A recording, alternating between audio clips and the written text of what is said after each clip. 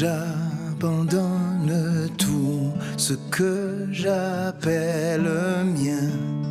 Oh, ne permets à personne, Seigneur, d'en reprendre rien. Oui, prends tout, Seigneur.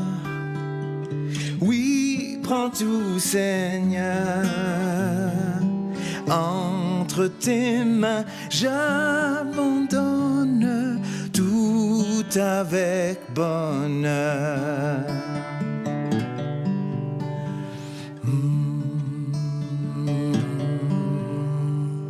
Je n'ai pas peur de te suivre sur le chemin de la croix.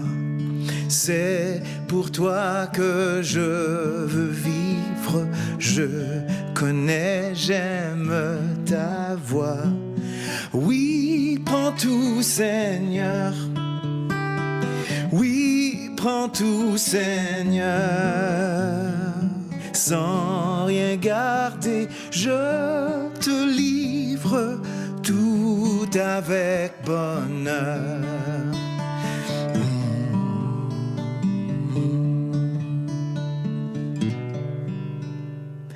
Tu connais mieux que moi-même tous les besoins de mon cœur.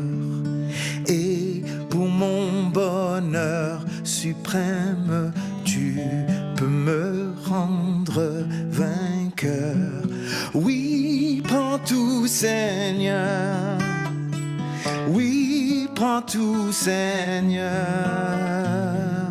Je ne vis plus pour moi-même, mais pour mon Sauveur.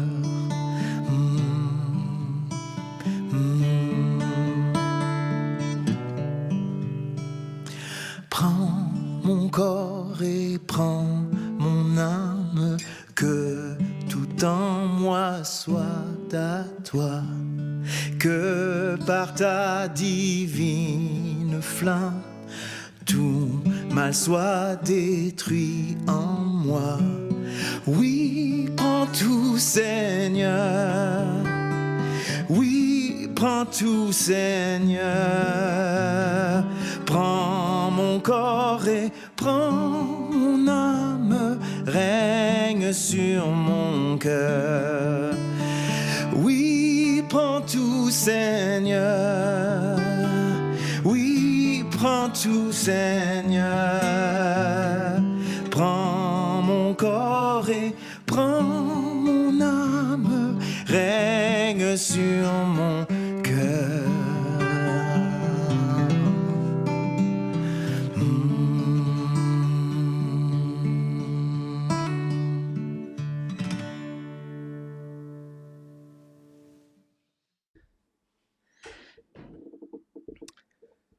Bon matin, bienvenue en ce dimanche chaleureux.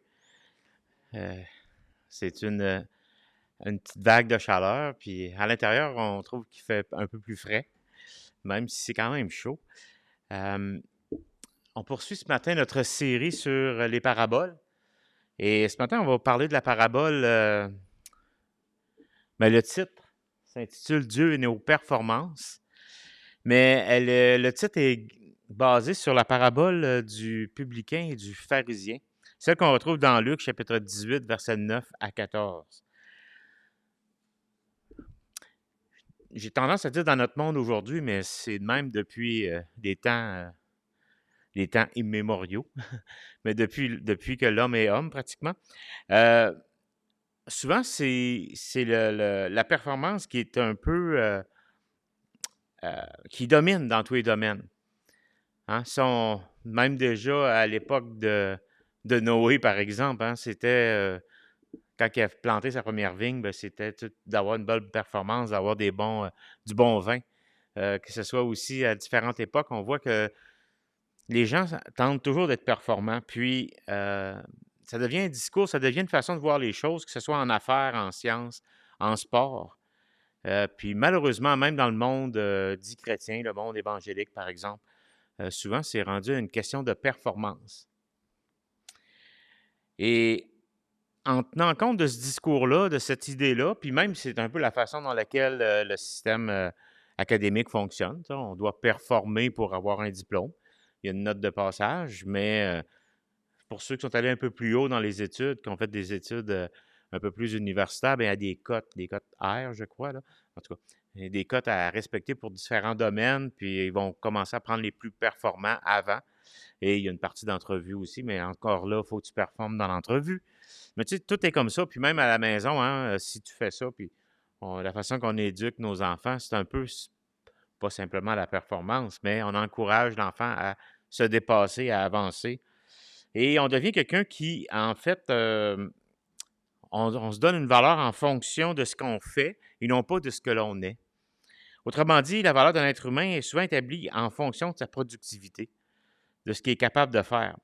Puis en réalité, c'est un peu particulier, c'est que, je ne sais pas si vous connaissez euh, Pierre de Coubertin, qui était celui qui a comme remis les Jeux olympiques sur la carte, après plusieurs centaines d'années, pour ne pas dire un millénaire ou deux, là, un millénaire au moins, presque deux. Les Jeux olympiques qui viennent de la Grèce, mais quand ils ont été remis, quand ils ont décidé de faire ça, c'était un peu pour réunir les hommes, réunir les nations, que les gens aient aussi ce côté communautaire entre eux. Et ce qui est intéressant, c'est que lui avait dit, le plus important n'est pas de gagner, mais de participer. Car l'important dans la vie, ce n'est point le triomphe, mais le combat. L'essentiel, ce n'est pas d'avoir vaincu, mais c'est de s'être bien battu.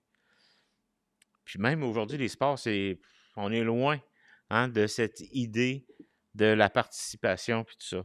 Moi, je serais bon en sport de participation, mais c'est tout. Puis on en vient à croire que finalement, le discours de Ah, c'est bon, au moins tu as participé, ça devient quasiment un discours de défaite. Hein? On accepte ça comme étant une défaite de dire Ah, ben, au moins je l'ai fait, j'ai participé, puis ça devient un peu défaitiste comme histoire. Dans le dictionnaire Larousse, quand on parle de performance, lorsqu'on veut considérer que quelqu'un est performant, ben, le dictionnaire dit que quelqu'un est performant quand il obtient des résultats remarquables en égard aux moyens mis en œuvre. C'est une façon de mesurer la performance, de parler de performance. Et malheureusement, cette idée de performance, ça va à l'encontre de la parole de Dieu. Et c'est ce qu'on va voir ensemble ce matin. Je vais l'expliquer un peu plus en détail. Mais quand on lit la Bible, on s'aperçoit que ce n'est pas ce que Dieu cherche. En fait, ce que Dieu veut, lui, c'est une communion avec ses enfants et non pas une performance. On n'aura pas une meilleure communion avec Dieu si on est plus performant dans un domaine que dans un autre. Par exemple, quelqu'un qui est dans l'œuvre, qui va être un pasteur, par exemple, n'aura pas une meilleure relation avec Dieu que quelqu'un qui est pas pasteur ou qui vient puis il écoute un message puis qui lit sa Bible. Il n'y aura pas une meilleure performance, il n'y aura pas une meilleure relation avec Dieu parce que Dieu ne regarde pas à la performance, mais regarde à cette communion-là. Et c'est un peu ce que l'apôtre Jean nous dit dans 1 Jean chapitre 1, versets 1 à 3, ça dit ceci. Ce qui était dès le commencement, ce que nous avons entendu, ce que nous avons vu de nos yeux, ce que nous avons contemplé, ce que nos mains ont touché concernant la parole de la vie. Puis là, il dit, et la vie a été manifestée, nous l'avons vue, nous en rendons témoignage et nous vous annonçons la vie éternelle qui était auprès du Père qui vous a été manifestée. Il parle de Christ. Ce que nous avons vu et entendu, nous vous l'annonçons à vous aussi, afin que vous aussi, vous soyez en communion avec nous. Or, notre communion est avec le Père et avec son Fils Jésus-Christ. Ce que l'apôtre Jean est en train de dire ici, il est vers la fin de sa vie en quelque sorte, il n'est pas en train de dire « Hey, réussissez à faire ça, puis lancez-vous là-dedans, puis faites ça, puis faites tel. » Non. Ce qu'on a vu, ce qu'on a vécu avec Dieu est plus important que tout ce qu'on a fait après. Ce qu'on a vécu, puis ce qu'on vit déjà avec Dieu, c'est cette communion-là qu'on a avec. Puis, il dit, on aimerait ça qu'ensemble, on ait cette communion-là, puis parce que nous, on l'a aussi avec le Père, avec Dieu, avec le Fils, en Jésus-Christ. La trame de la vie chrétienne, ça ne consiste pas à faire de notre mieux pour essayer d'impressionner Dieu. Impressionner Dieu. Hein? Notre trame de vie chrétienne, ce n'est pas d'essayer au point où on va réussir à impressionner Dieu. Voyons, excusez-moi. C'est dur à dire ce mot-là ce matin. Mais il s'agit plutôt que de laisser Dieu faire ce que nous, on ne pourra jamais faire. Quand il s'agit de mener une vie victorieuse dans notre vie chrétienne, justement, ben, il faut que ce soit Dieu qui joue le rôle principal. Mais pour nous, qui avons été élevés de telle façon, avec une telle pensée de toujours la performance, puis à mettre nos efforts à des moyens qu'on a, ben on pense que notre performance va plaire à Dieu. Puis si vous êtes comme moi, là, je t'arrête de vous dire des choses, mais si vous êtes comme moi, vous avez tendance à dire ah, moi, il faut que je prie Dieu là-dessus, ben je vais prendre un temps de lecture avant, je vais faire un temps. Tu sais, on fait des petites choses, après ça, on se permet après ça de prier Dieu, puis d'aller vers Dieu, puis de lui demander des choses. On a toujours cette petite idée que si on a réussi à faire plein de belles choses pour Dieu, qu'après ça, il va nous écouter. Malheureusement, notre performance, aussi grande soit-elle, elle n'émeut pas notre Dieu. Dieu, il ne se sent pas...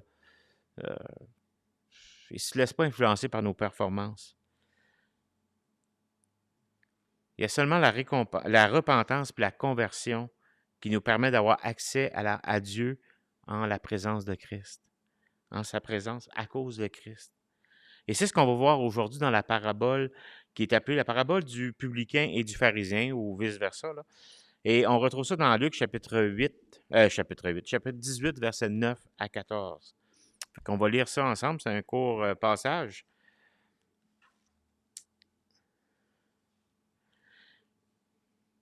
Et en même temps, vous allez voir, tout de suite en partant, il nous dit pourquoi il fait cette parabole-là. Luc chapitre 8, verset 9, il dit encore cette parabole en vue de certaines personnes se persuadant qu'elles étaient justes et ne faisant en aucun cas des autres. 2 hommes montèrent au temple pour prier. L'un était pharisien et l'autre publicain. Le pharisien debout priait ainsi en lui-même, « Ô Dieu, je te rends grâce que je ne suis pas comme le reste des hommes, qui sont ravisseurs, injustes, adultères, ou même comme ce publicain. Je jeûne 2 fois par semaine, je donne la dîme de tous mes revenus, puis on pourrait même marquer, etc. » Le publicain, se tenant en distance, n'osait même pas lever les yeux au ciel, mais il se frappait la poitrine en disant, « Ô Dieu, sois apaisé envers moi qui suis un pécheur. Je vous le dis, celui-ci descendit dans sa maison justifié plutôt que l'autre, car quiconque s'élève sera abaissé, et celui qui s'abaisse sera élevé. » Seigneur Dieu, au travers ces quelques passages ce matin, on veut être de ceux que tu vas élever. On veut être de ceux qui vont être à l'écoute, puis qui vont privilégier, Seigneur, cette relation avec toi, cette communion avec toi, plutôt que chercher à la mériter, à mériter ton regard, à mériter ta faveur. Seigneur, tu nous as fait grâce, puis aujourd'hui, on veut continuer à vivre de cette grâce. C'est dans le beau nom de Jésus-Christ qu'on t'en prie. Amen. Ce matin, premièrement, on veut regarder 2 types de personnes, entre autres. Je n'ai pas été du bon bord, moi. Dieu n'est pas impressionné par mes habiletés. Mais ce matin, premièrement, on va voir le religieux ou le spirituel et sa suffisance. Je l'ai mis, religieux et spirituel, je l'ai mis entre guillemets, là, parce qu'on va définir un peu, mais dans le contexte d'aujourd'hui, on parle d'un pharisien. Et dès le début, au verset 9, Luc nous dit à qui s'adresse cette parabole. Elle s'adresse à ceux qui sont convaincus d'être justes et même ceux qui méprisent les autres. Pour bien comprendre cette parabole, pour bien la mettre dans le... faut être capable de se transporter dans le contexte auquel Jésus, il a dit. Il la donne. Parce qu'elle ne peut pas vouloir dire autre chose aujourd'hui qu'elle le disait à l'époque que Jésus l'a enseigné. Tout d'abord, si on se met dans le contexte, c'est 2 hommes qui s'en allent prier. Il y a 2 personnes qui s'en allent prier. Puis, à ce moment-là, à l'époque, c'est que la prière publique avait lieu dans le temple à Jérusalem. Là, on est à Jérusalem dans l'histoire. Et il y avait 2 prières qui était plus recommandé, qu'il y avait deux moments dans la journée où des gens allaient des prières publiques. Il y en a qui pouvaient aller à d'autres moments, puis c'était un peu plus, entre guillemets, là, intime. Là. Ils pouvaient aller prier n'importe quand, mais il y avait deux moments, ce qui était appelé des prières publiques. Les gens se rendaient là, puis il y en a qui aimaient se faire voir là. Et c'était souvent à 9 h le matin ou à 3 h l'après-midi, parce que c'était aussi des moments où il y avait, je m'en a dit le personnel, là, mais les sacrificateurs, les Lévites étaient là aussi pour certains sacrifices, puis tout ça. Puis il y avait, là, on parle du temple de Jérusalem, pas dans toutes les petites synagogues en région, mais dans le temple, dans le gros temple, il y avait plus de cérémonies, il y avait plus de personnel, il y avait plus de prêtres. Puis il y avait des moments, la ville était plus grande aussi à Jérusalem que dans des petites bourgades autour. Puis, ça se passait souvent ça. Tu avais deux moments en particulier dans la journée où il y avait des sacrifices, des prières, puis tout ça. Et aussi, dans la loi, c'était mentionné que les Israélites devaient, dans la journée, offrir aussi des prières individuelles à Dieu. Et si vous connaissez l'histoire de Daniel, qu'on entend souvent comme Daniel dans la fosse au lion, Daniel prenait du temps aussi pour prier. Il se tournait vers Jérusalem. Lui, il était à Babylone. Puis, c'était 3 fois par jour, le matin, le midi, le soir. Il prenait un temps de prière avec Dieu. Puis, entre autres. Fait que c'était un peu dans la culture juive. Puis, il voulait honorer Dieu. Il voulait faire ça. Il y en a qui le faisaient par amour. Il y en a qui c'était pour se montrer aussi, comme dans n'importe quoi. Mais le fait qu'un pharisien et un publicain montrent au temple ensemble pour prier, c'était pas fréquent, mais c'était guère impossible. On va parler un peu plus du publicain tantôt. Mais il faut considérer chacun des personnages dans leur contexte puis dans leur prière. Le premier, justement, c'est pharisien. Pharisien, ça vient d'un mot hébreu qui va signifier séparé. Les pharisiens étaient particulièrement attachés à toute la mise en application de la loi de Moïse, puis aussi toute la tradition des anciens. On voit ça dans Matthieu 15:2, entre autres. Et eux, ce qu'ils faisaient, c'est que ils voyaient les exigences de pureté qui étaient enseignées dans l'Ancien Testament, qui étaient là pour nous montrer que finalement, on n'était jamais capable d'être assez pur pour aller devant Dieu. Mais eux, ils avaient tout monté un système de lois autour de ça, de principes autour de ça, des règlements, pour être sûr que tu respectes lui du milieu. Autrement dit, si c'est marqué « tu ne travailleras point » le dimanche, ou le sabbat, en fait le samedi, le sabbat, dans la loi, bien, eux avaient fait tout un système pour définir le travail, puis tu avais le droit de faire ça, puis pas le droit de faire ça, droit, puis pas le droit, pour être sûr que non, tu ne travailleras pas cette journée-là. Fait qu'au lieu de simplement prendre une journée de repos, puis donner ta journée à Dieu, puis prendre du temps avec Dieu, dans ta communion avec Dieu, eux, ils observaient toutes les petites choses autour, puis quand tu te manquais une, tu n'étais pas correct. Mais en fait, ça n'avait même pas rapport avec ce qui était déjà enseigné dans le milieu. Les pharisiens étaient très attachés à cette tradition-là, puis ils s'attachaient aux exigences de pureté, puis tout ça.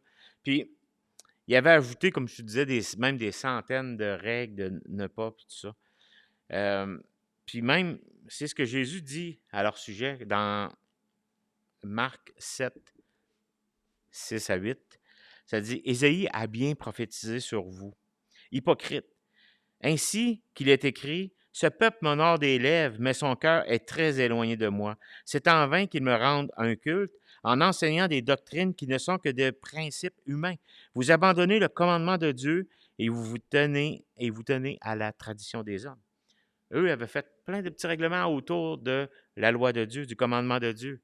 Tu aimeras ton prochain comme toi-même. OK, c'est qui mon prochain? Comment on peut le définir? Ah, lui, c'est pas mon prochain, on n'a pas besoin de l'aimer. Puis il y avait tout, c'était tout, en tout cas, ça avait pratiquement plus de sens. Ça dénaturait ce que Dieu demandait.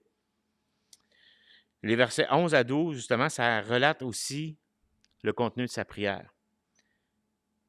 En fait, ça nous montre qu'est-ce qui était vraiment sur son cœur. Et il se met à énumérer des actes purement extérieurs dans lesquels son cœur n'avait même pas d'apport. Regardez 11 et 12 de notre texte. Hein? Il dit « Ô Dieu, je te rends grâce que je ne suis pas comme le reste des hommes qui sont ravisseurs, injustes, adultères, ou même comme ce publicain. Je jeûne 2 fois par semaine, excusez. Je donne la dîme de tous mes revenus. » On peut dire que son attitude était imbue de sa propre bonté. Il se compare à plusieurs transgresseurs de la loi, les ravisseurs, les injustes, les adultères, les publicains. Puis souvent, on peut avoir cette même attitude-là, de se comparer de trouver pire que nous pour se comparer puis pour se valoriser devant Dieu. En mentionnant spécifiquement l'homme qui est à ses côtés, un publicain, on va le définir c'est quoi tantôt, au verset 11, il porte un jugement méprisant envers un homme qu'il ne connaissait même pas. Il ne connaît même pas l'état du cœur de ce gars-là qui est à côté de lui ou pas très loin de lui. Lui, il dit, je jeûne 2 fois la semaine. Je donne la dîme sur tous mes revenus. En fait, Lévitique 16, 29 à 30 demandait aux Israélites, aux Juifs, de jeûner 1 fois dans l'année. Soit, c'était le jour des expiations. C'était un moment où tu prenais du temps pour demander pardon à Dieu. C'était comme un moment en tant que peuple qui faisait ça.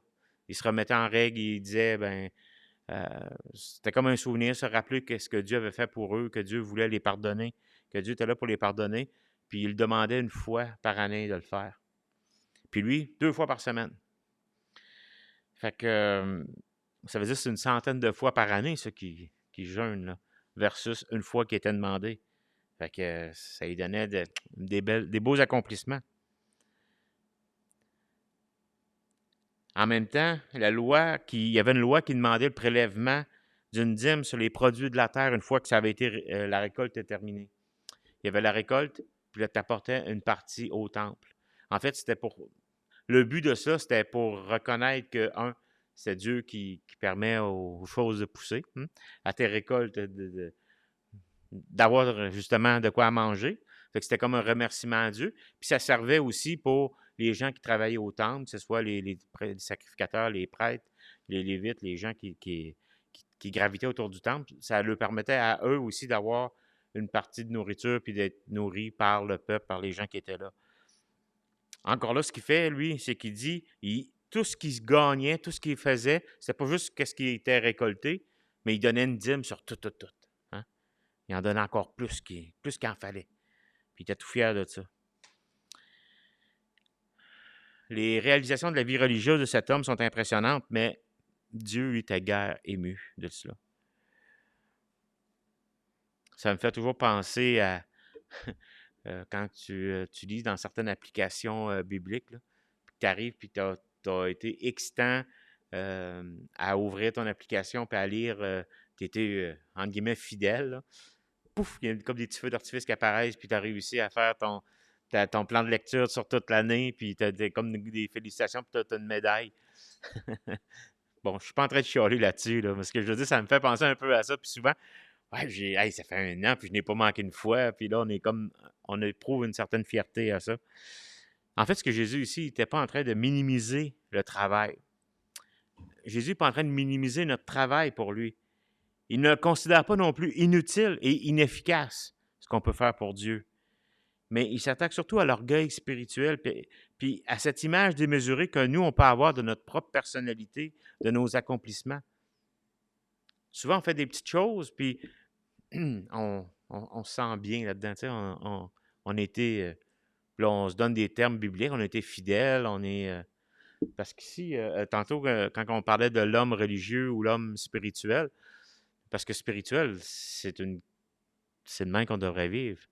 Tu sais, on devrait vivre avec cette notion d'éternité, cette notion aussi de l'invisible, ce que Dieu est. Mais en même temps, souvent, quand on utilise le terme spirituel, c'est que c'est comme si on était hors de réalité, puis souvent, on s'enorgueille, on devient orgueilleux, justement, de cette spiritualité-là. Et c'est ce que Jésus veut faire dans ce texte-là. Puis il dit, tout en partant au verset 9, ceux qui se persuadent d'être justes, puis ils font aucun cas des autres. La prière de cet homme, c'était plutôt une glorification personnelle devant Dieu, dont il fait Dieu son débiteur, celui qui est en train de compter, j'ai fait ça, puis il est en train de mettre tout en pile, toutes les œuvres qu'il avait faites. Avec tout ce que je fais au Dieu, tu vas me devoir, tu me dois un peu la bénédiction de ton salut. Et comme je disais tantôt, souvent on a cette tendance-là, lorsqu'on on va emmener quelque chose devant Dieu, on veut lui demander quelque chose, on s'assure d'avoir tout fait les bonnes choses avant d'y demander, hein. On va tout mettre ça comme il faut. Là, je vais, tu sais, mettre au moins une semaine à lire ma Bible à tous les jours, ben, peut-être même 2 fois par jour. Puis là, on fait tout ça, on prie, puis là, on arrive, bon, ben, Seigneur, si hein, tu pourrais peut-être me donner ça. Là, c'est comme si, après avoir fait telle ou telle petite chose, on pouvait avoir une bénédiction, voire à notre salut. C'était moins une prière dans laquelle il rendait grâce à Dieu qu'une félicitation qu'il faisait à lui-même. C'est très facile pour nous d'être un pharisien. On se glorifie parfois du fait qu'on connaît la parole de Dieu, euh, qu'on a accès à des livres, qu'on a accès à ça, puis qu'on a fait telle chose. On pense être meilleur que les autres parce qu'on réalise des petites choses pour Dieu. On pense que c'est des choses que Dieu demande. Puis là, on se dit, ah ben, tu sais, j'ai passé beaucoup de temps à lire ma Bible, à la méditer. J'ai fait telle chose. Puis, en fait, c'est pas qu'est-ce qu'on fait qu'on devrait compter, mais c'est comme le chant, hein? Compte les bienfaits de Dieu. C'est pas compte ce que tu as bien fait pour Dieu. Compte les bienfaits de Dieu pour toi. C'est ça qu'on devrait regarder. Donc, parfois, on pense que Dieu nous doit sa bénédiction. On le dit peut-être pas comme ça, là, mais notre attitude en dépend, puis nos actions le démontrent. Mais on se trompe grandement. La parole de Dieu nous dit, dans Jacques 4,6, Dieu résiste aux orgueilleux, mais il donne sa grâce aux humbles. Puis dans le texte ici, c'est vraiment envers ceux qui croient que Dieu lui doit quelque chose, ou croient qu'à force de paroles, d'action, que Dieu va accomplir, va répondre à leur demande. Mais Dieu va résister à ces orgueilleux-là, puis il va donner sa grâce aux humbles.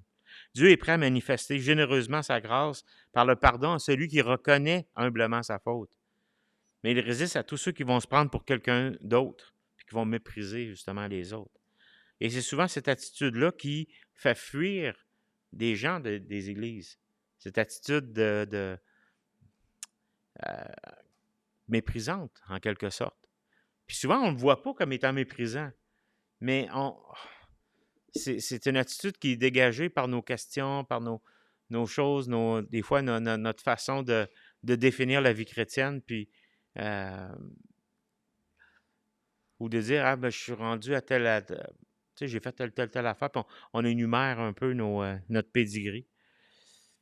Mais c'est en plein ça que le pharisien faisait, cet homme religieux, cet homme spirituel. Puis même si on n'est pas croyant, si quelqu'un n'est pas croyant, mais il y a des gens qui vont dire, ben j'accorde de l'importance au côté spirituel, puis ils vont se donner une valeur à partir de l'importance qu'ils offrent aux choses spirituelles, puis en disant qu'ils deviennent de bonnes personnes parce qu'ils sont capables de intérieurement d'arriver à quelque part, là, finalement. Un jour, ils comprendront ce qu'ils sont. Tout comme nous, on va comprendre ce qu'on est. Ce qui nous amène à cette deuxième personne qui, techniquement, on ne veut pas lui ressembler. Le publicain et sa repentance. Un publicain, à l'époque, il faut se remettre un peu à l'époque, c'était un collecteur d'impôts. Mais ce n'est pas un terme qui est strictement lié à la Bible. Si vous lisez des livres d'histoire de l'époque romaine, des choses comme ça, ben, les livres d'histoire, je ne sais pas ça va être quoi, que ce soit des philosophes ou autres, là, mais tous ceux qui, dans chaque ville, chaque endroit publicain, ce n'était pas nécessairement vu comme mal. Hein, parce que c'était des gens qui travaillaient et qui permettaient, un peu comme des fonctionnaires aujourd'hui, en quelque sorte. Si on n'avait pas de fonctionnaires, là, des fois, on peut chialer qu'il y en a trop, qui font pas assez, blablabla, puis on continue. Là. Mais parce qu'on aime chialer les publicains, les fonctionnaires, mais on aime chialer après eux. Mais en quelque sorte, s'il n'y avait pas ça, l'État ne fonctionnerait pas. Hein.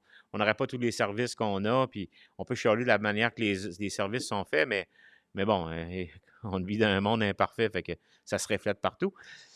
Tout comme si nous étions parfaits. En tout cas, Mais tout ça pour dire que c'est un peu ce principe-là. C'est un peu le principe du fonctionnaire. Il travaille pour l'État.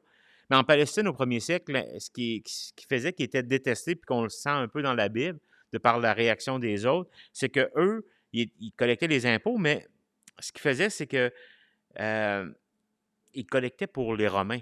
Mais les Romains, c'était le peuple conquis, le peuple qu'ils avaient conquis plutôt. Et le mépris et la haine pour ceux qui pratiquaient ces métiers était augmenté par le fait que ces gens-là, en devenant collecteurs d'impôts, souvent n'avaient plus accès au temple parce qu'ils étaient trouvés comme impurs, injustes. Fait qu'ils n'avaient pas accès au temple tout le temps. Il n'y avait pas ça. Puis souvent, ils abandonnaient certains pans de la religion juive, entre autres, parce qu'ils n'avaient plus accès à certains sacrifices. C'était long à aller se faire purifier. Puis il n'y avait pas accès à faire tous les règlements que, par exemple, les pharisiens exigeaient. Fait que, et puis ils étaient justement alliés, ils étaient vus comme des alliés du pouvoir romain. Ils étaient considérés comme impurs puis traîtres à la nation. Mais en même temps, dans tous les autres pays, un à Rome qui était collecteur d'impôts, il n'était pas vu comme un traître. Il n'était pas nécessairement aimé, mais il n'était pas vu comme un traître. Il faut juste penser à les personnes qui vont donner l'étiquette de stationnement. Bon, c'est pas nécessairement des traîtres, mais on les aime pas trop, hein, tu sais. Surtout si on a une étiquette sur notre pare-brise, là. On n'a pas le goût des louangers, là, tu sais. En tout cas, la louange est plus acerbe que l'élevé, disons. Mais c'est un peu ça, comment il était vu. Mais on peut voir aussi, eux ne pouvaient pas non plus assister à des assemblées juives, là, à siéger sur des assemblées. Et même, c'est un peu les pharisiens, quand ils arrivent devant les disciples, ils disent à un moment donné aux disciples de Jésus, dans Matthieu 9, 11, il dit, pourquoi votre maître mange-t-il avec les péagers et les pêcheurs? Hein? Pourquoi que Jésus va avec ce monde-là, jase avec ce monde-là, puis il mange avec eux?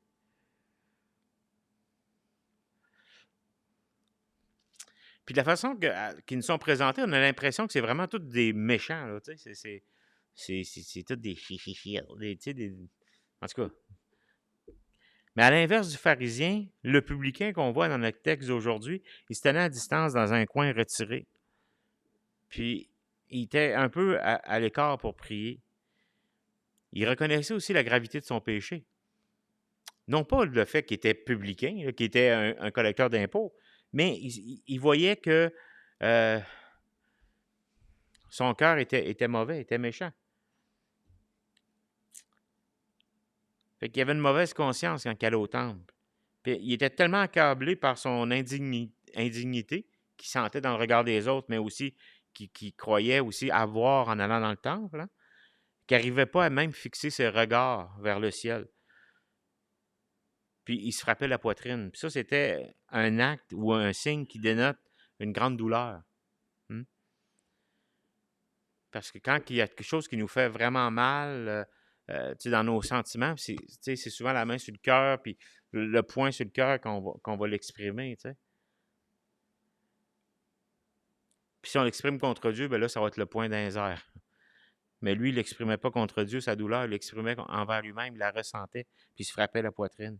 Il savait qu'il avait fait terriblement tort à Dieu, puis qu'il ne méritait pas son approbation de la part de Dieu. David, le roi David, dans Psaume 51, dit ceci.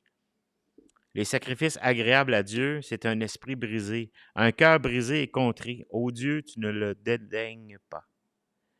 Psaume 51, 19. Dieu veut un esprit puis un cœur brisé, un cœur humilié, humble. Nos actes, aussi bons soient-ils, ne vont pas satisfaire Dieu. Si l'attitude de notre cœur n'est pas correcte, si l'attitude de notre cœur est hautaine, peu importe ce qu'on va faire, ça ne satisfera pas Dieu. On ne sera pas capable de contrebalancer le poids. Mais Dieu est réjoui lorsque notre cœur est humble, lorsqu'on regrette réellement notre mauvais comportement. Ça s'appelle la repentance. Puis lorsqu'on a le désir sincère de changer d'attitude, et ça, c'est la conversion. Souvent, il y a des gens qui vont passer au travers d'une certaine forme de repentance. Ils vont, ils vont regretter ce qu'ils ont fait, mais ils ne sont pas prêts à changer d'attitude. Puis c'est souvent ça la différence dans une repentance puis la conversion. C'est qu'il y a des gens qui sont prêts tu sais, ils ont un fardeau, puis tout ça, sur les épaules, c'est lourd, puis ils demandent pardon à Dieu, puis hop, le fardeau semble enlevé. Mais leur désir sincère de changer d'attitude, de vivre pour Dieu, n'est pas là. Il n'y a pas cette conversion-là. Mais une autre chose qui frappe aussi dans cette prière de ce publicain-là, c'est qu'il se considère pas comme un pécheur parmi les autres, mais il se voit comme quelqu'un d'indigne de la faveur divine.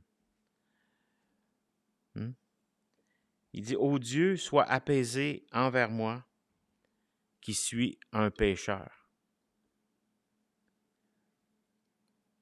Il n'est pas en train de dire « Je suis comme tous les autres pécheurs, je suis pécheur. » Il n'essaie pas de se mettre avec d'autres. C'est simplement, il voit que il ne se considère pas parmi les autres, mais vraiment comme un pécheur indigne de la faveur divine. Le vrai salut commence par une conviction de péché puis une ardente supplication à Dieu. Ô Dieu, aie pitié de moi.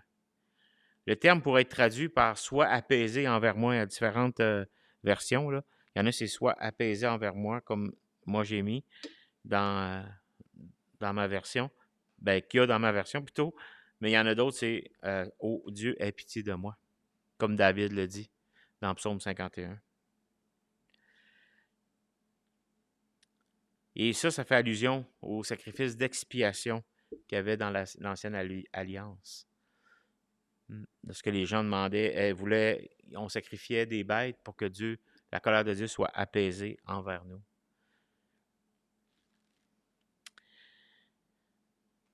Et ça nous amène à regarder un point, c'est quoi la justification devant Dieu?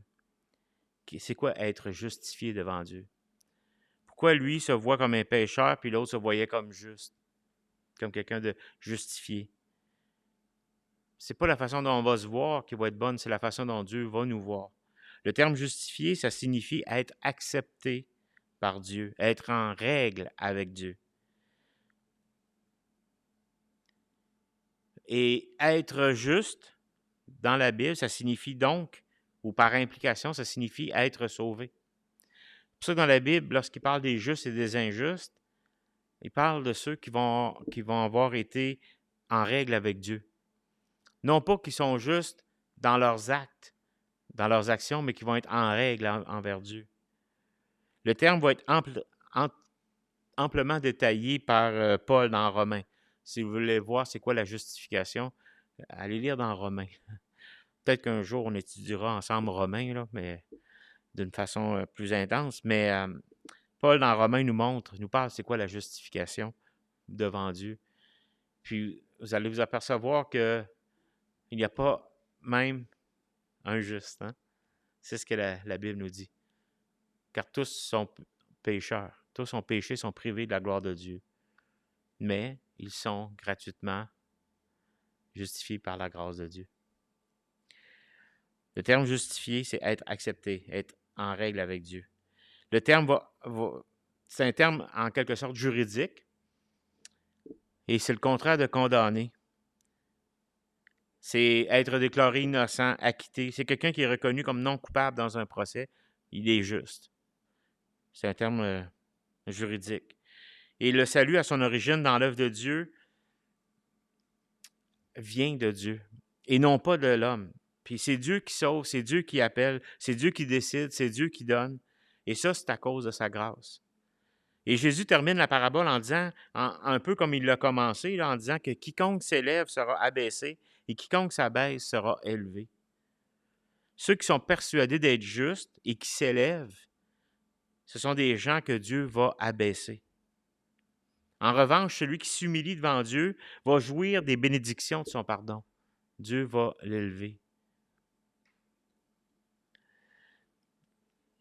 Et c'est le sens de cette parabole lorsque Jésus donne à la fin « Car quiconque s'élève sera abaissé et quiconque s'abaisse sera élevé ». En conclusion, on peut souligner que dans l'histoire du salut, Dieu a sauvé à la fois des pharisiens, Nicodème, Paul, qui étaient des pharisiens. Ils ont été justifiés devant Dieu à cause de Christ. Et il y a aussi des publicains qui ont été justifiés. Matthieu, Zachée, hein, des gens qui ont été justifiés par Dieu. Mais il y a au travers de ce texte-là, il y a plusieurs applications qu'on peut faire. C'est pas de regarder à qui nous sommes, mais regarder ce que Dieu va faire avec nous.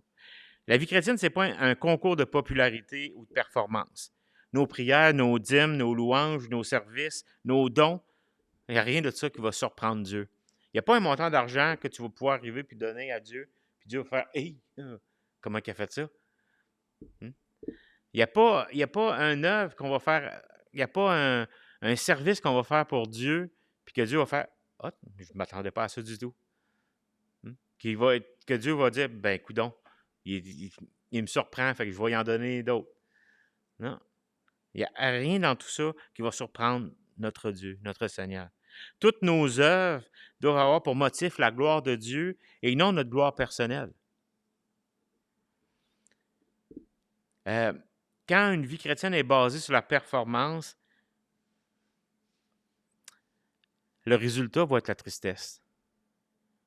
Parce qu'on ne sera jamais assez performant pour arriver à ce que Dieu demande. La priorité à ce moment-là, elle va être mise sur une sainteté extérieure et non sur Christ. On va chercher notre satisfaction personnelle si on vit notre vie sur la performance. Parce qu'on va vouloir avoir des choses que tout le monde va admirer. On va vouloir faire des choses que tout le monde va vouloir faire, que tout le monde va vouloir imiter. Ça va être un peu notre but. En tant que croyants, on n'est pas en compétition les uns avec les autres. On ne doit pas se comparer non plus avec les autres ou notre travail avec celui d'un autre. C'est Dieu qui va répartir les dons selon sa grâce. Et l'Église de Jésus-Christ a besoin de tous ses ouvriers, de toutes les pierres vivantes qui la composent. Si quelqu'un veut se glorifier, voici comment il doit se glorifier. Et ça, on a ça, c'est un vieux texte, Jérémie, chapitre 9, 22 à 23, ça dit ceci. « Ainsi parle l'Éternel, que le sage ne se glorifie pas de sa sagesse, que le fort ne se glorifie pas de sa force, que le riche ne se glorifie pas de sa richesse, mais que celui qui veut se glorifier d'avoir de l'intelligence et de me connaître, de savoir que je suis l'Éternel qui exerce la bienveillance, le droit et la justice sur la terre, car c'est à cela que je prends plaisir. » Il n'est pas en train de dire qu'il n'y aura pas de sages. Vous n'êtes pas sage, vous n'êtes pas fort, vous n'êtes pas intelligent, vous allez tous être des pauvres. Non, non. Peu importe la situation dans laquelle Dieu nous a placés, il ne faut pas se glorifier de cela. Il faut se glorifier, mais ça c'est un peu l'ironie, en quelque sorte, là, que Dieu utilise ici. Il ne faut pas qu'on se dise « Ah, moi je connais Dieu, je peux m'en glorifier », c'est pas ça qu'il est en train de dire. Mais il dit, si tu veux te glorifier, mais ça ne vaut pas la peine de te glorifier de ça, mais glorifie-toi de me connaître. Puis même si on essaierait de se glorifier de connaître Dieu, il y a quelqu'un à côté qui va en connaître un peu plus sur Dieu que nous, puis qui va pouvoir nous boucher à quelque part à un moment donné. Mais ce qu'il est en train de dire ici, c'est que si on connaît Dieu, si on a cette communion avec lui, ce n'est pas nos performances qui vont impressionner Dieu. Ils vont impressionner peut-être des gens autour de nous, mais c'est tout. Ça restera pas, ça ira pas loin comme histoire.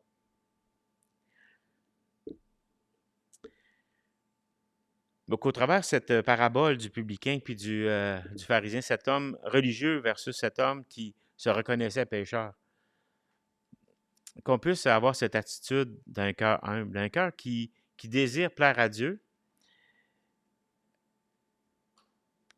pas parce que Dieu ne veut pas de notre meilleur. Hein, Dieu veut notre dîme, Dieu veut le meilleur de notre temps, le meilleur de nos capacités. Dieu veut ces choses-là. Mais ce que Dieu veut, c'est qu'elles soient faites par un cœur, quelqu'un avec un cœur humble. puis qui se glorifie seulement de le connaître. Puis c'est quand tu te glorifies de connaître Dieu, en quelque sorte, c'est pas vraiment une façon de se glorifier. Hein? Il y a pas grand, t'as pas grand part là-dedans quand tu t'aperçois que c'est Dieu qui s'est fait connaître à toi. Fait que dans le fond, tu te glorifies pas de ça. Tu te réjouis d'être connu de Dieu et de connaître Dieu. Père éternel, merci pour ce privilège de te faire connaître à nous. Seigneur, on sait qu'on ne peut se glorifier, mais on peut se réjouir que tu t'es révélé à chacun d'entre nous. Puis tu veux le faire encore à tous ceux qui le désirent. À tous ceux qui veulent te connaître, Seigneur, tu te laisses connaître. Que de plus en plus de mes compatriotes, les gens qui m'entourent se tournent vers toi, vivent pour toi, puissent connaître justement cette joie de t'appartenir, vivre cette sécurité éternelle, d'être entre tes mains, puis d'être libéré, Seigneur, du piège de la performance, d'être libéré de cet orgueil qui nous fait croire qu'on est quelque chose, mais qui, en bout de ligne, souvent vient détruire nos vies, puis, Seigneur, ne mettre que de la tristesse sur nos échecs.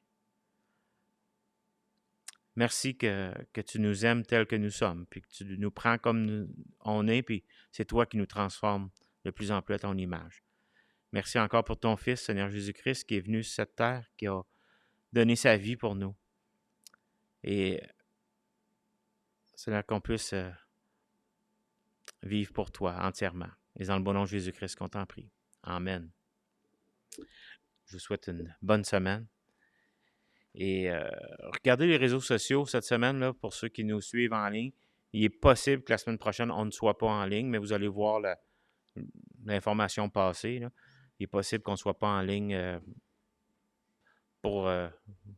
parce qu'il y a des moments qu'on ne l'est pas. Donc, bonne semaine à tous.